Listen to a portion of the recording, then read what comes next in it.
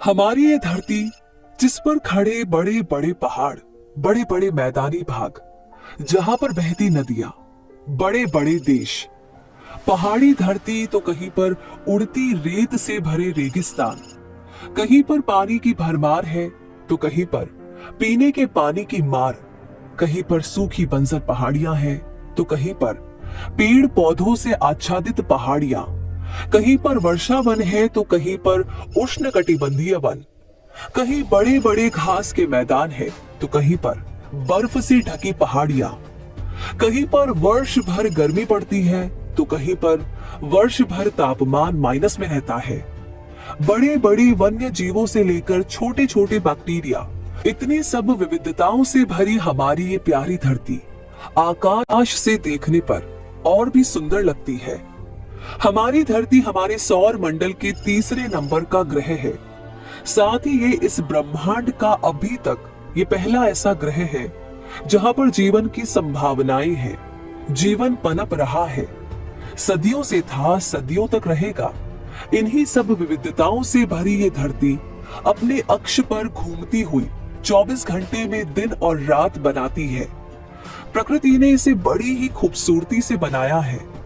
ये अपने अक्ष पर 23 सही 1/2 डिग्री के कोण पर झुकी हुई है, जिसके कारण यहाँ पर सर्दी, गर्मी, बरसात जैसे मौसम बनते रहते हैं। यहाँ का सघन वायुमंडल, जिसमें प्राण वायु है, हमारे जीने के लिए आवश्यक है। साथ ही ये पृथ्वी सूरज के चारों ओर अपना एक चक्कर 365 दिनों में कंप्लीट करती है, जिसके कारण यहाँ पर एक साल होता है। विविधताओं से भरी ये पृथ्वी क्या हमेशा से ही इतनी सुंदर रही थी?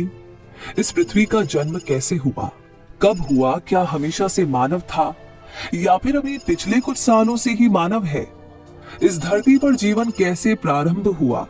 सबसे पहले जीवन की शुरुआत कहां से हुई? किस तरह के जीवन ने जन्म लेना शुरू किया? सबसे पहले प्राकृतिक वातावरण का निर्माण हुआ या फिर किसी जीव का? सवाल बहुत सारे हैं। इन सभी सवालों के जवाब हमेशा की तरह हमें उस जगह पर मिलेंगे जहां से इसकी शुरुआत हुई। शुरुआत में ना तो स्पेस था, ना ही टाइम, ना ही किसी प्रकार के कोई तारे थे, ना ही मिल्की वे जैसी गैलेक्सी, और ना ही पृथ्वी जैसे कोई ग्रह है, और ना ही हमारा चंद्रमा जैसा कोई उपग्रह था। कुछ नहीं था। ये सारा मैटर सिर्फ एक पॉइंट में समाया हुआ था, जिसका आकार एक एटम से भी बहुत छोटा था। लेकिन पता नहीं अचानक किस कारण से इस छोटे से पॉइंट ने बढ़ना शुरू किया। इस बढ़ते पॉइंट ने अचानक इतना बड़ा आकार ले लिया और एक बड़ा विस्फोट हो गया। इस विस्फोट के कारण देखते ही देखते हर जगह ब्रह्मांड पैदा हो गया। जहां पर कुछ नहीं था, वहां पर अब हाइड्रोजन गैस के बादल बिखरे हुए थे। हर जगह प्योर एनर्जी भरी हुई थी। इन्फ्लेशन के कारण टेम्परेचर बहुत ज्यादा था, और समय गुजरने के साथ साथ इस टेम्परेचर ने कम होना शुरू किया। इन्फ्लेशन के कारण एनर्जी का एक जबरदस्त फ्लो बन गया। तभी जन्म हुआ एक नई ताकत का, जिसे हम ग्रेविटी कहते हैं। इस ग्रेविटी ने ही ब्रह्मांड में फैले हुए इस प्योर एनर्जी के पार्टिकल्स को आपस में जोड़ना शुरू किया, और जन्म हुआ पहले एटम का, जिसके कारण देखते ही देखते पूरा ब्रह्मांड हाइड्रोजन के एटम से भर गया। हाइड्रोजन के एटम से भरने के बाद इस ब्रह्मांड में ग्रेविटी का मान बढ़ने लगा, और इस बढ़ती ग्रेविटी ने हाइड्रोजन को हीलियम में बदल दिया। लगातार बढ़ती ग्रेविटी ने ही चारों तरफ दूर भागती प्योर एनर्जी और एटम्स को पास लाने को मजबूर किया, जिससे एक ही जगह पर बहुत सारा मटेरियल इकट्ठा हो गया। और इस मटेरियल के इकट्ठा होने की वजह से हाइड्रोजन और हीलियम के परमाणुओं के बीच न्यूक्लियर फिशन जैसी अंतहीन चलने वाली जबरदस्त विस्फोट वाली प्रक्रिया शुरू हो गई। इस प्रक्रिया ने जन्म दिया पहले तारे को।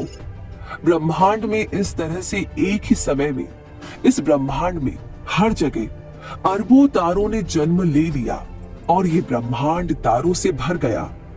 इन्हीं तारों की लगातार बढ़ती ग्रेविटी ने आसपास फैले छोटे तारों को अपने अंदर समाना शुरू किया, और बहुत सारे तारों का एक ग्रुप बन गया। ऐसे अरबों ग्रुप इस ब्रह्मांड में बन गए, जिसमें खरबों तारे समाये हुए थे। इन खरबों तारों के समूह को हमने आकाश गंगा कहा। उन्हीं आकाश गंगा में से एक आकाश गंगा मिल्की वे में हमारे तारे यानी सूरज का जन्म हुआ।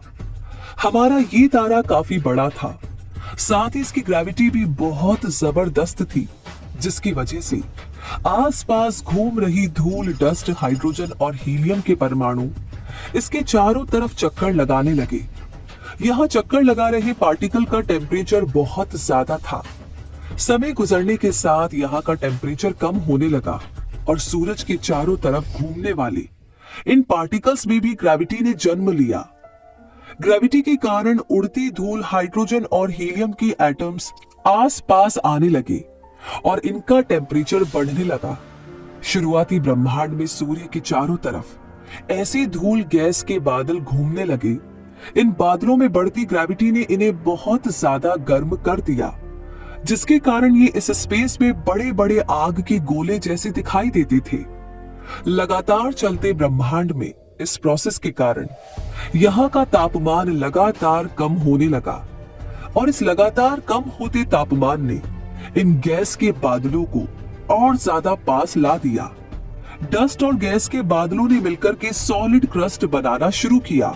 सॉलिड क्रस्ट के बनते ही हम ये नहीं कह सकते कि ये हमारी आज की पृथ्वी जैसा ही बन गया था, लेकिन ये आज की पृथ्वी से काफी ज्यादा बड़ा था और ये सूर्य के चारों तरफ परिक्रमा कर रहा था।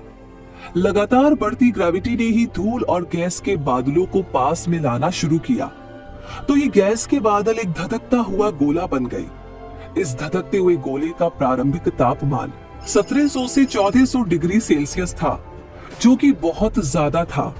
ये बिल्कुल आज के वीनस ग्रह जैसा ही था, जहां पर हमेशा आग बरसती रहती थी। कोई भी नहीं कह सकता था कि इस आग के गोले पर भविष्य में जीवन पनपने वाला है। आज की तुलना में उस समय की पृथ्वी का आकार बहुत ज्यादा बड़ा था, लेकिन अचानक ऐसा क्या हुआ कि आग का गोला ठंडा होकर आज की पृथ्वी जैसा बन गया। ऐसा क्या हुआ कि इसका आकार भी कम हो गया। शुरुआती ब्रह्मांड काफी उथल पुथल भरा था। इस समय का जीवन पूरे तरीके से विनाश का था। हर तरफ विनाश ही विनाश हो रहा था। स्थिरता का तो नामो निशान नहीं था। भले ही पृथ्वी का जन्म हो चुका था, लेकिन इसका तापमान बहुत ज्यादा था और ये लगातार ठंडी हो रही थी। मुसीबतें अभी यहाँ पर कम नहीं हुई थी। शुरुआती इस उथल पुथल भरे ब्रह्मांड में हर समय पृथ्वी पर मेट्रोइड्स की बरसात हो रही थी। हर एक गिरते मेट्रोइड्स की वजह से पृथ्वी पर बड़े बड़े गड्ढों का निर्माण हो रहा था और इस टक्कर से तापमान लगातार बढ़ रहा था, जिसके कारण पृथ्वी की सतह पर आग के लपटों से भरी लावा की नदियां बहने लगी। इस समय यहाँ पर ऑक्सीजन नाम का कोई भी परमाणु उपस्थित नहीं था। बढ़ते तापमान के कारण यहाँ पर हर समय लाखों की संख्या में ज्वालामुखी फट रहे थे। इस समय की पृथ्वी को देखकर कोई भी कह नहीं सकता था कि भविष्य में यहाँ पर जीवन होगा। पृथ्वी की इस अवस्था को वैज्ञानिक रीडिंग नाम देते हैं। आज से लगभग 4 अरब साल पहले पृथ्वी पर बहने वाली लावा की नदियों ने पृथ्वी के केंद्र की ओर बहना शुरू किया, जिससे पूरी पृथ्वी का लावा एक ही जगह जमा होने लगा और पृथ्वी का तापमान कम होने लगा, जिससे इसका सॉलिड क्रस्ट बना। लगातार फूटते ज्वालामुखी टक्कर होती उल्का पिंडों के कारण बहुत ज्यादा मात्रा में गैस भी निकल रही थी। उल्का पिंडों की टक्कर और ज्वालामुखी से निकली गैसेस ने पृथ्वी के चारों तरफ इकट्ठा होना शुरू किया। इसी समय पृथ्वी की ग्रेविटी भी लगातार बढ़ रही थी, जिसके कारण पृथ्वी के बाहर जाती इन गैसों को पृथ्वी ने अपनी कक्षा में बांध कर रखा और इस तरह से पृथ्वी के वायुमंडल का निर्माण हुआ। भले ही हमें ये लगता हो कि यदि पृथ्वी पर ज्वालामुखी विस्फोट नहीं होते या फिर उल्कापिंड नहीं टकराते तो पृथ्वी कब की ही ठंडी हो चुकी होती, लेकिन लगातार फटते ज्वालामुखी और टकराते उल्कापिंडों ने ही पृथ्वी पर जीवन की संभावनाओं के लिए जरूरी सभी तत्वों को जुटाने का काम किया था। ऐसा माना जाता है कि पृथ्वी पर लगातार होने वाली मेट्रोइड्स की बरसात में ही यहाँ पर पानी को जन्म दिया था। सुदूर अंतरिक्ष से आने वाले ये मेट्रोइड्स जमी हुई बर्फ के गोले होते थे, जब ये पृथ्वी की सतह से टकराते तब बहुत ज्यादा टेम्परेचर के कारण तुरंत ही वाष्प में बदल जाते, जिसके कारण पृथ्वी के चारों तरफ बादलों का निर्माण होने लगा। इस वाष्प से बने बादल जब आपस में मिलकर के सघन होने लगे तो तेज मूसलाधार बारिश होने लगी। बादलों से बरसा पानी पृथ्वी की सतह पर गिरते ही भाप बन जाता और पृथ्वी की सतह का टेम्परेचर कम कर देता।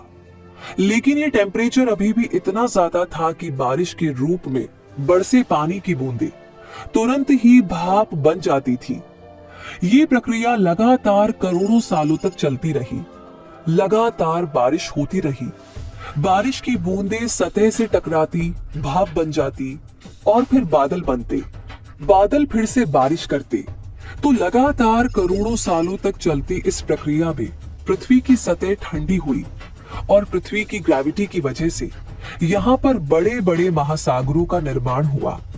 इन टकराते बादलों के कारण पृथ्वी के वायुमंडल में तेज चमकती कड़कती बिजली हर समय हर पल चमकती रहती थी, जिसके कारण वायुमंडल में ऑक्सीजन, कार्बन डाइऑक्साइड जैसी गैसों का निर्माण हुआ। लगातार चलती इस प्रोसेस के कारण वायुमंडल में कार्बन डाइऑक्साइड और ऑक्सीजन जैसी गैसों का निर्माण हुआ। ऐसा भी माना जाता है कि पृथ्वी पर पानी की उपस्थिति किसी मेट्रोइड्स के कारण नहीं हुई, बल्कि ज्वालामुखी के विस्फोट से निकली गैस के एटम आपस में जुड़ते रहे और हर बार एक नए एटम का निर्माण करते रहे। जब वायुमंडल में हाइड्रोजन और ऑक्सीजन के अलग अलग एटम्स का बहुत ज्यादा संख्या में निर्माण हो गया, तब ये एटम पास पास आने लगे और आकाश में चमकती बिजली ने इन्हें और ज्यादा पास में ला दिया और इन्हें आपस में जोड़ दिया, जिसके कारण पानी की जलवाष्प का निर्माण हुआ और ये जलवाष्प इकट्ठा होकर के बादल में बदलने लगी और इन बादलों के कारण ही पृथ्वी पर मूसलाधार बारिश होने लगी। पृथ्वी जलमग्न हो गई थी। लग रहा था कि पृथ्वी अब किसी भी तरह की विपरीत परिस्थितियों में नहीं फंसेगी। अब यहाँ पर जीवन पनपने लगेगा। लेकिन पृथ्वी का आकार अब भी अपने सामान्य आकार से काफी बड़ा था। पृथ्वी की मुसीबतें कम होने का नाम ही नहीं ले रही थी। तभी आकाश में मंगल ग्रह के बराबर आकार का एक ग्रह पृथ्वी की तरफ तेजी से बढ़ने लगा। तेजी से बढ़ते इस मेट्रोइड्स ने पृथ्वी से एक जोरदार टक्कर की, जिसे हैवी बम्बार्ड कहते हैं। इस मेट्रोइड्स का नाम था थिया। थिया नाम के मेट्रोइड से टकराने के बाद पृथ्वी एक बार फिर से धूल धुएं का गुब्बार बन गई और इसका आकार डोनट शेप का हो गया। थिया और पृथ्वी के आपस में टकराने से पृथ्वी के ऊपर की क्रस्ट डैमेज हो गई और साथ ही साथ थिया की ऊपरी क्रस्ट भी डैमेज हो गई, जिससे पृथ्वी और थिया के आपस में मिलने से इसके चारों ओर डोनट शेप में धूल, गैस, मिट्टी और बड़े बड़े बादल घूमने लगे। लेकिन पृथ्वी की भारी ग्रेविटी की वजह से इनमें से अधिकतर अंश वापस पृथ्वी में समा गए, लेकिन कुछ हिस्सा अभी भी पृथ्वी के बाहर ही रह गया और पृथ्वी के चारों तरफ चक्कर लगाने लगा। चक्कर लगाते हुए डस्ट के इस क्लाउड ने भी अपनी ग्रेविटी बढ़ाते हुए अपने क्रस्ट को ठंडा किया और सॉलिड सरफेस में बदल दिया।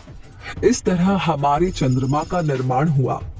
उस समय ये चंद्रमा हमारी पृथ्वी के बहुत ज्यादा पास में था। आज आकाश में हमें जिस आकार का चंद्रमा दिखाई देता है, उस समय पृथ्वी के आकाश में आज की तुलना में 200 गुना बड़ा चांद दिखाई देता था।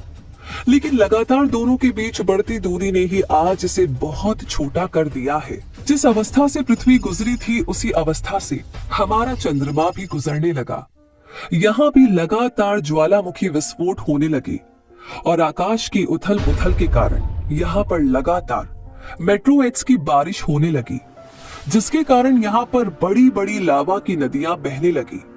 ज्वालामुखी से निकली गैस ने इसके चारों तरफ वायुमंडल का निर्माण किया, लेकिन चांद की ग्रेविटी पृथ्वी से बहुत ज्यादा कम होने के कारण चंद्रमा इन सभी जीवन के तत्वों को ज्यादा लंबे समय तक रोक नहीं पाया और इस कारण से आज चंद्रमा पर कोई भी वायुमंडल नहीं है और यहाँ पर जीवन नहीं है।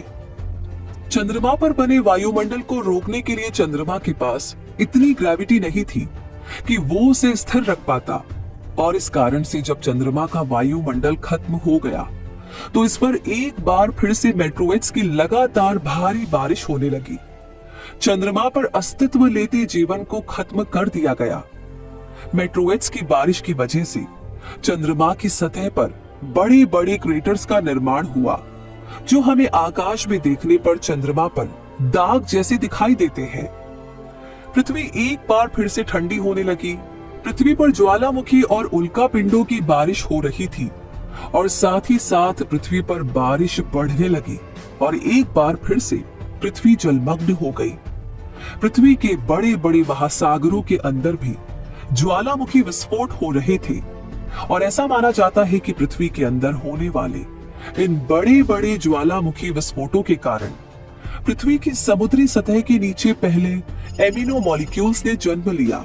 कुछ लोगों का मानना है कि हमारा जन्म पृथ्वी पर नहीं बल्कि किसी दूसरे ग्रह पर हुआ था। इसके पक्ष में डेविड मिलर नाम के एक वैज्ञानिक ने लेबोरेटरी में ही पृथ्वी के उस समय के वातावरण को फिर से बनाने की कोशिश की। उन्होंने कुछ फ्लास्क में उस समय के वातावरण में उपस्थित गैसेस भरी और चमकती कड़कती बिजली को दर्शाने के लिए एक हाई वोल्टेज की स्पार्क छोड़ी। इस प्रयोग के खत्म होने के बाद मिलर ने पाया कि इस फ्लास्क में एक गाढ़ा काला और बदबूदार द्रव्य जमा हो गया। जब इस द्रव्य की जांच की गई तो इसमें प्रारंभिक एमिनो एसिड के मॉलिक्यूल्स मिले, जिससे ये बात स्पष्ट हो गई कि पृथ्वी पर जीवन रासायनिक अभिक्रियाओं के कारण ही हुआ था। वहीं कुछ लोगों का मानना है कि ब्रह्मांड के जन्म के समय पृथ्वी और मंगल दोनों एक जैसी ही अवस्था में थे और एक जैसी प्रक्रियाओं से गुजरे होंगे।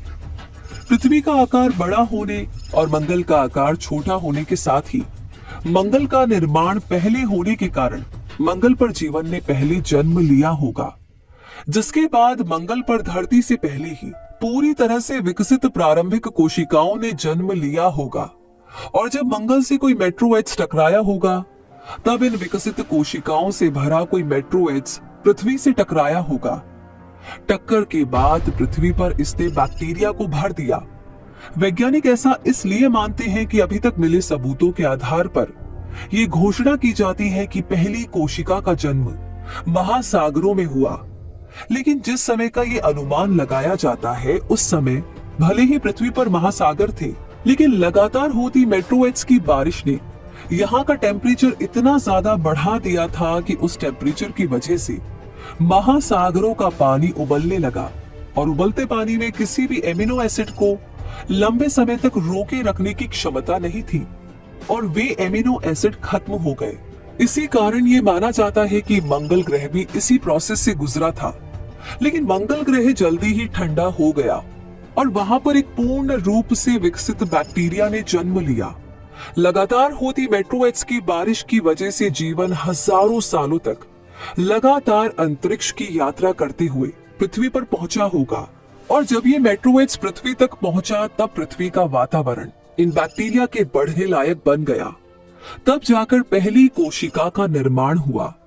ऐसा भी माना जाता है कि लगातार सागर की गहराई में बनने वाले एमिनो एसिड जब आपस में जुड़ने लगे तो उन्होंने कोशिका की बाहरी कोर को बनाया, जिसमें कोशिका सुरक्षित रह सकती थी। इन बाहरी कोर में जमा एमिनो एसिड और ज्यादा बढ़ने लगा तो यहाँ पर कोशिका के निर्माण की ब्लूप्रिंट डीएनए ने जन्म लिया और इसी डीएनए ने पहली कोशिका को जन्म दिया। लगातार विकसित होती इन कोशिकाओं ने एक कोशिकीय जीव से लेकर बहुकोशिकीय जीवों तक को जन्म दिया। विज्ञान की भाषा में कहे तो हमारा और इन पेड़ पौधों का जन्म एक जैसी कोशिकाओं से हुआ है, क्योंकि केले और इंसान के डीएनए में 50% तक की समानता पाई जाती है। इस कारण हम कह सकते हैं कि केले और हमारे पूर्वज एक ही थे।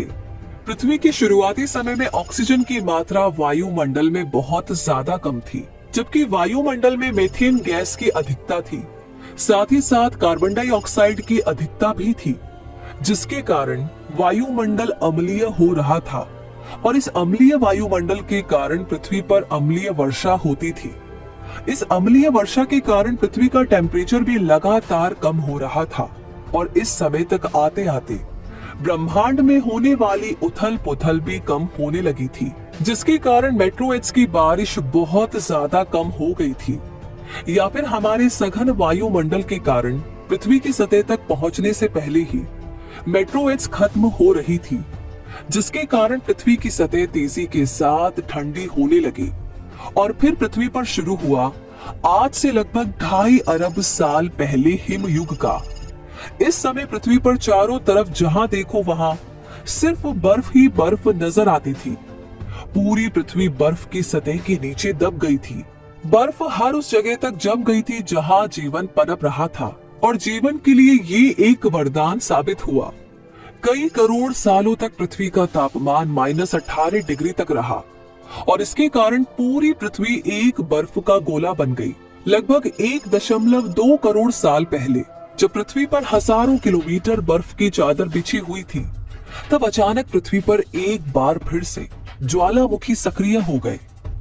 हर तरफ ज्वालामुखी फटने लगे और इन फटते ज्वालामुखी से निकलने वाली कार्बन डाइऑक्साइड की मात्रा वायुमंडल में बढ़ने लगी, जिसकी वजह से सूर्य से आने वाली रोशनी यहीं पर ट्रैप होने लगी और पृथ्वी का तापमान बढ़ने लगा, जिसके कारण पृथ्वी एक बार फिर से आग के गोले की तरह तपने लगी और पृथ्वी की सतह पर बिछी बर्फ की मोटी चादर हटने लगी। बढ़ते तापमान के कारण बर्फ की मोटी चादर पिघलने लगी और एक बार फिर से महासागर अस्तित्व में आने लगे। चारों तरफ पानी ही पानी हो रहा था और उस पानी में हिमयुग के दौरान बर्फ की मोटी चादरों के नीचे कोशिकाओं ने लगातार विभाजित होना जारी रखा था और लगातार विभाजित होती इन कोशिकाओं ने आज से 1 मिलियन साल पहले तक अपने आप को विभाजित करते हुए एक कोशिकीय जीव से लेकर के बहुकोशिकीय जीवों का निर्माण पानी की सतह के नीचे कर लिया था। समुद्र के पानी में बड़ी बड़ी मछलियों से लेकर छोटी छोटी मछलियां, कीड़े मकोड़े और यहाँ तक कि छोटे छोटे पौधे भी जन्म ले चुके थे। इन पौधों ने सूरज की रोशनी और वायुमंडल में उपस्थित कार्बन डाइऑक्साइड के सहयोग से फोटोसिंथेसिस की क्रिया के द्वारा अपना भोजन बनाना शुरू किया और बदले में ऑक्सीजन छोड़ना शुरू किया, जिसके कारण वायुमंडल में ऑक्सीजन की मात्रा बढ़ने लगी। लगातार विकास का ये क्रम चलता रहा और समुद्र की तलहटी में जन्म लिए पौधों ने अब समुद्र से बाहर ठोस जमीन पर भी उगना शुरू कर दिया था। जमीन पर उगे इन पौधों ने अपने आकार को बढ़ाना और अपनी संतति को बढ़ाना शुरू किया और देखते ही देखते कुछ लाख साल में ही पृथ्वी पूरे तरीके से छोटे पौधे से लेकर बड़े बड़े वृक्षों से भर गई। लगातार चलती फोटोसिंथेसिस की क्रिया की वजह से पृथ्वी के वायुमंडल में कार्बन डाइऑक्साइड की मात्रा लगातार घट रही थी, तो वही ऑक्सीजन की मात्रा लगातार बढ़ रही थी।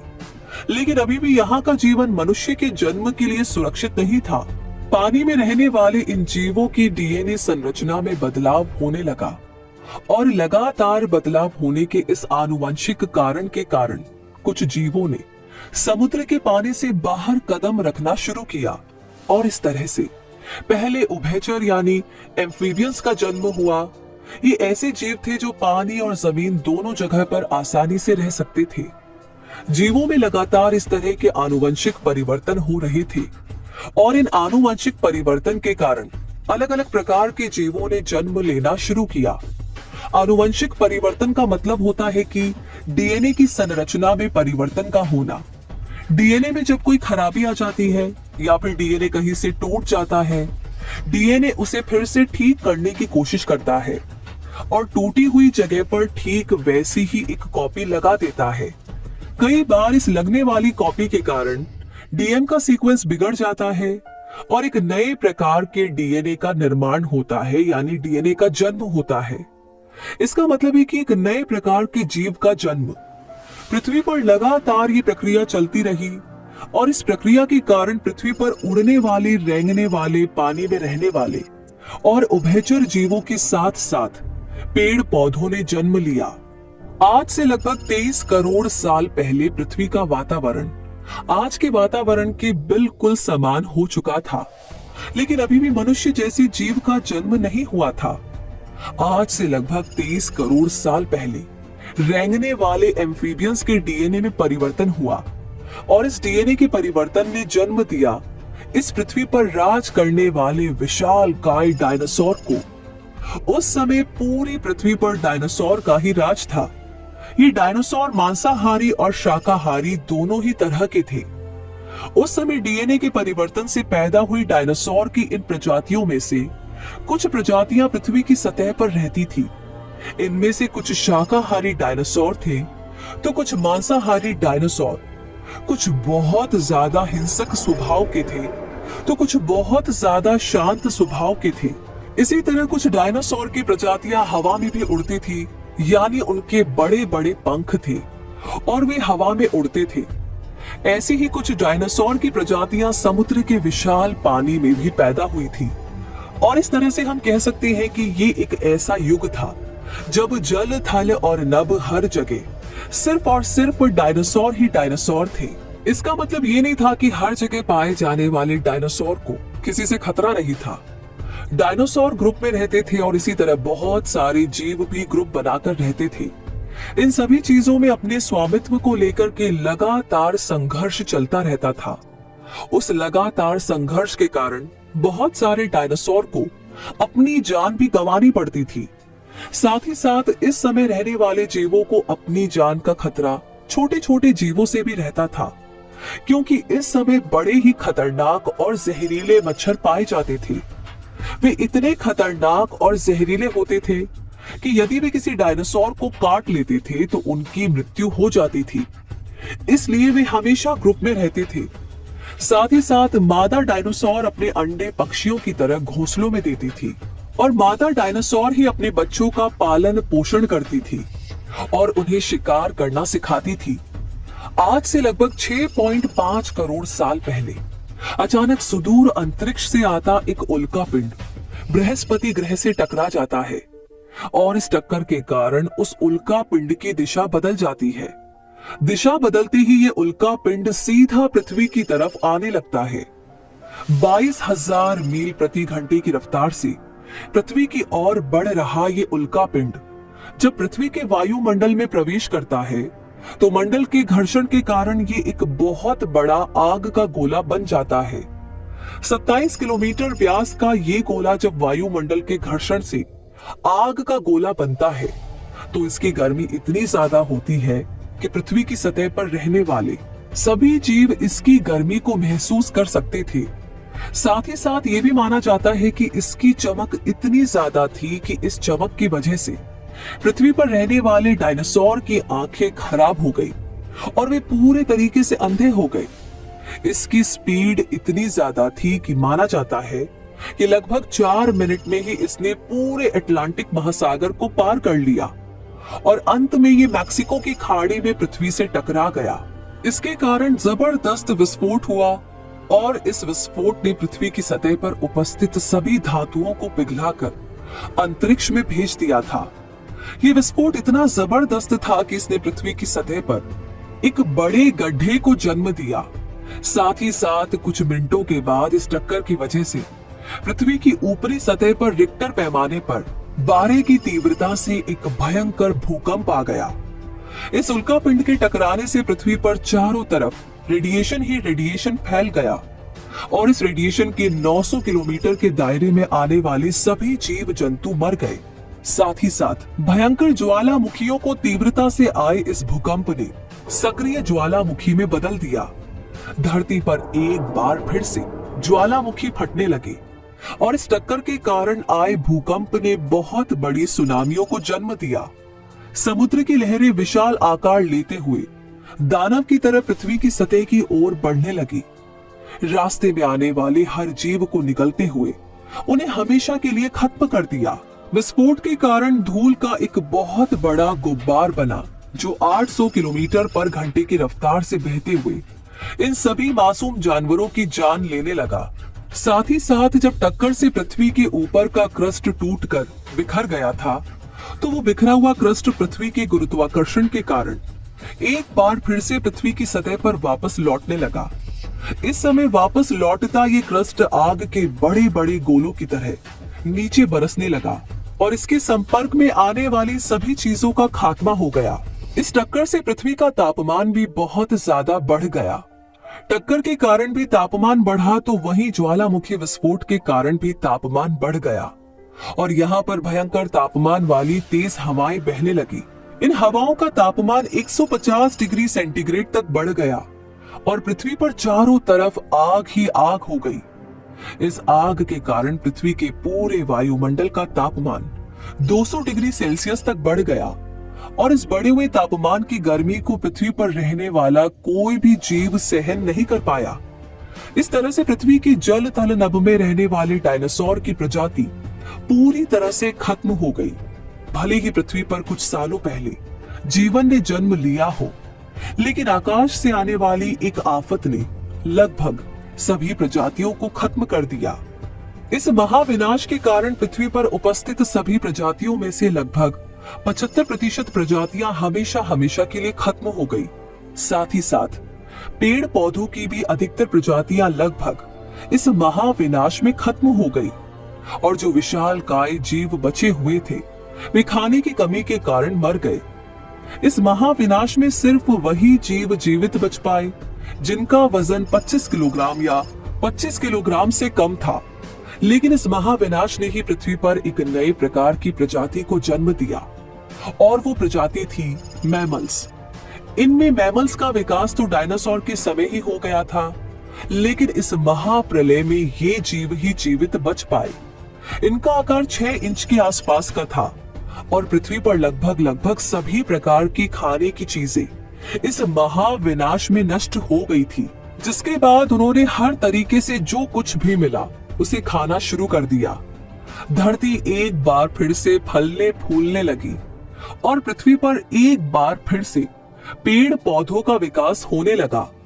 पेड़ पौधों के विकास से पर्याप्त मात्रा में खाने की उपस्थिति के बाद जीवों में आनुवंशिक परिवर्तन होने लगे और ये मैमल्स लगातार होते आनुवंशिक परिवर्तन के बाद प्राइमेट जैसी कुछ प्रजातियों में बदल गए।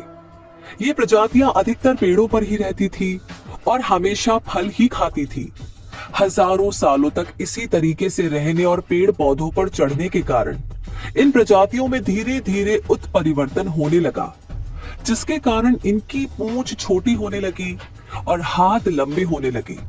इस तरह से लाखों सालों की प्रक्रिया से गुजरने के बाद हमारे पहले पूर्वज यानी एप्स का जन्म हुआ। आज से 3 करोड़ साल पहले जब पृथ्वी पर ग्लोबल कूलिंग जैसे इफेक्ट बढ़ने लगे तो इससे पेड़ खत्म होने लगे और घास के बड़े बड़े मैदान बनने लगे। इन बड़े बड़े घास के मैदानों के कारण घास के मैदान में रहने वाले जंगली जीव जैसे कि शेर, चीता विकसित हुए। हमारे पूर्वज अफ्रीका के जंगलों में रहते थे, लेकिन लगभग आज से 50 लाख साल पहले पृथ्वी की टेक्टोनिक प्लेट में परिवर्तन के कारण यहाँ पर एक नई पर्वत श्रृंखला का जन्म हुआ और इस पर्वत श्रृंखला के कारण यहाँ पर मानसून पूरे तरीके से खत्म हो गया, जिसके कारण यहाँ पर बारिश में बहुत ज्यादा कमी आने लगी और बारिश में कमी के कारण यहाँ के अधिकतर पेड़ पौधे सूख गए और ये इलाका धीरे धीरे रेगिस्तान में बदलने लगा। ऐसे में खाने की कमी होने के कारण यहाँ से हमारे पूर्वज एप्स पूरी दुनिया में फैलने लगे। हर जगह की अलग अलग जलवायु के कारण इनमें अलग अलग परिवर्तन होने लगे और ये एप्स गोरिल्ला, चिंपैंजी और मानव में बदलते गए। मानव के लगातार विकसित होने का परिणाम हम हैं और ये विकास लगातार जारी है। लगातार विकसित होते मानव के शरीर के कुछ अंग बिल्कुल भी काम आना बंद हो गए, जिसके कारण वे अंग हमारे शरीर से हमेशा हमेशा के लिए खत्म हो गए, जैसे कि हमारी पूंछ। हमारी और पृथ्वी की ये विकास यात्रा जो बहुत ही रोमांचक, सस्पेंसिव और खतरनाक एडवेंचर से भरी हुई है। हमारा जन्म हजारों लाखों करोड़ों सालों की घटनाओं के बाद में हुआ है, लेकिन इन सभी के बावजूद भी हम पृथ्वी के वातावरण को खराब करने और नुकसान पहुंचाने से बाज नहीं आते हैं। इस कारण से पृथ्वी का वातावरण लगातार बिगड़ रहा है। पृथ्वी पर पर्यावरण प्रदूषण बढ़ रहा है। हमारी इस विकसित सभ्यता के कारण हमने पृथ्वी को रहने लायक नहीं छोड़ा है। अगर आज भी हम नहीं संभले तो हो सकता है कि एक दिन हम तो खत्म होंगे ही होंगे, साथ ही साथ इस पूरी पृथ्वी और इस पर रहने वाली हर प्रकार की प्रजाति के विनाश का कारण भी बनेंगे।